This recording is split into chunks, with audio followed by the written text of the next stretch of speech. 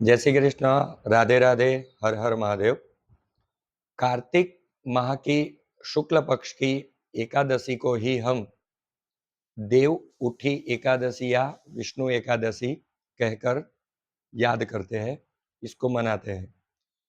तो देव उठी एकादशी कब है, इसको कैसे करना चाहिए, इसकी कथा क्या है, इसका महत्व क्या है, ये सब हम जानेंगे। इस वीडियो को आप ये लाइक शेयर और सब्सक्राइब जरूर कीजिए ताकि अधिक से अधिक सनातनी इसको जान पाए। तो देव उठी एकादशी का महात्मा यह है कि भगवान भूत भावन भोलेनाथ 4 महीने तक सृष्टि को संभाले।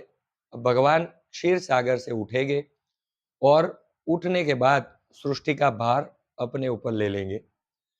इस दिन से ही हम सभी सनातनियों के मांगलिक प्रसंग प्रारंभ हो जाते हैं।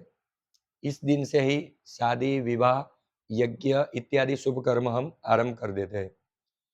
तो देव उठी एकादशी का बहुत महात्मा है। इसके संदर्भ में एक कथा भी है।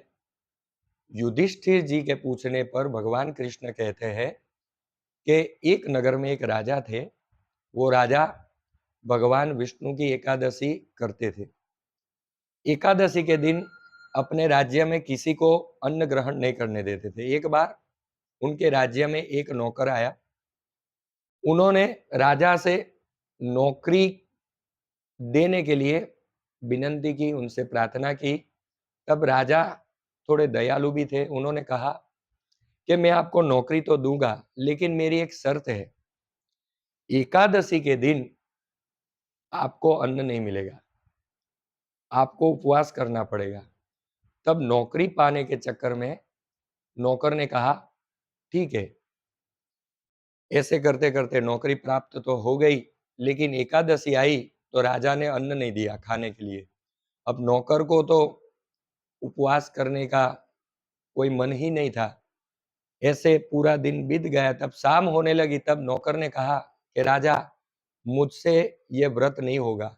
आप मुझे खाने के लिए अन्न दे देंगे तो अच्छा रहेगा, क्योंकि मुझे अन्न नहीं मिलेगा तो मेरे प्राण चले जाएंगे। तब राजा ने उसको थोड़ा-सा अन्न दे दिया और कहा कि आपको मैंने शर्त से कहा था कि मैं आपको अन्न नहीं दूँगा, फिर भी आपको अन्न खाना है तो मेरे राज्य की सीमा के बाहर जाके आप ये कच्चा अन्न ले जाइए और पका के खाइए। लेकिन भगवान विष्णु को भोग लगाने के बाद आप अन्न को ग्रहण करना। राजा ने कच्चा अन्न दिया।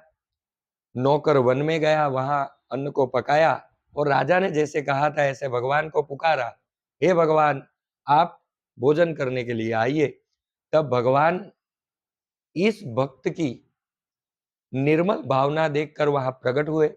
पीतांबरधारी भगवान प्रकट हुए और जो नौकर ने अन्न दिया उसको ग्रहण कर लिया और भगवान चले गए। नौकर अपने राजा के पास वापस आ गया और उसकी तो ऐसे ही एकादशी का व्रत हो गया।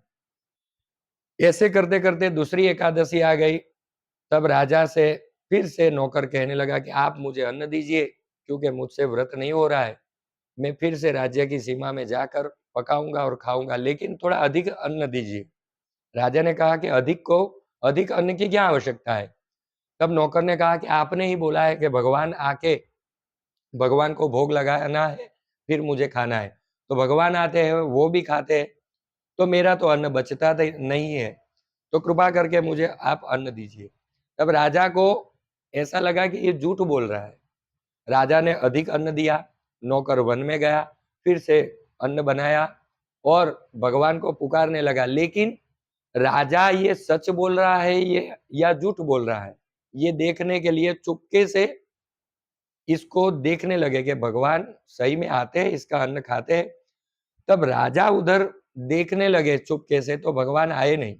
तब नौकर भगवान से प्रार्थना करने लगा, हे भगवान, आप क्यों नहीं आए? सुबह की दोपहर हो गई, दोपहर की शाम हो गई, अन्न की थाली ऐसे ही पड़ी रही।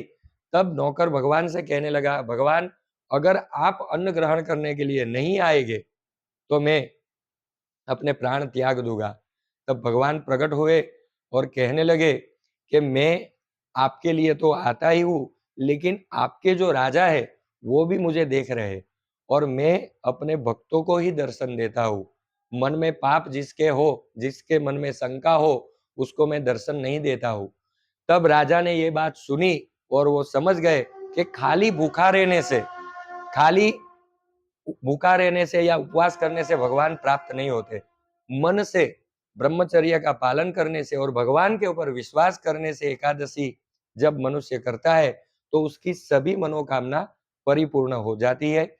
ये एकादशी की बहुत पवित्र कथा है। तो हम सब सनातनी को ये एकादशी का व्रत करने के लिए सुबह जल्दी उठना है, भगवान शालिग्राम की पूजा करनी है और भगवान के ऊपर तुलसी दल चढ़ाना है। इसमें कोई खर्चा नहीं है और जिस जिस विष्णु भगवान वैष्णव मंदिर में भगवान के तुलसी विवाह का समारंभ होता है, वहां जाके सम्मिलित भी होना है। तो जो मनुष्य भगवान की ये एकादशी का व्रत करता है, वो अपने करोड़ों करोड़ों जन्म तक भगवान के चरण में वास करता है। 84 लाख जो योनि है, सोचिए कि 10,000 वर्ष तक मनुष्य भगवान के पास रहता है, तो ये एकादशी का बहुत महत्व है। ऐसे तो मनुष्य को सभी एकादशी का व्रत करना चाहिए। इस दिन सुबह उठकर भगवान से प्रार्थना भी करनी चाहिए कि हे भगवान, आप हमारे घर में कष्ट, दुख, जो भी हमारे संकट है, उसको दूर कीजिए। विशेष करके जिसकी जन्म कुंडली के अंदर चंद्र है, वो शुभ नहीं है या चंद्र की कोई दिक्कत है, वो मनुष्य एकादशी का यह व्रत जरूर करे। इस बार भगवान की एकादशी के लिए बहुत मनुष्य के मन में मतमतांतर है।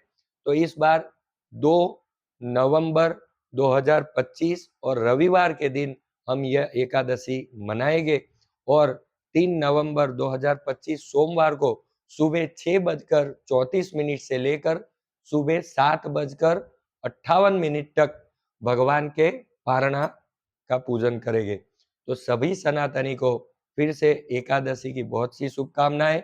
यह एकादशी का व्रत आप अवश्य करें। भगवान विष्णु आपके जीवन में बहुत सा मंगल लाए, ऐसी मेरी कामना है। जय श्री कृष्ण, राधे राधे, हर हर महादेव।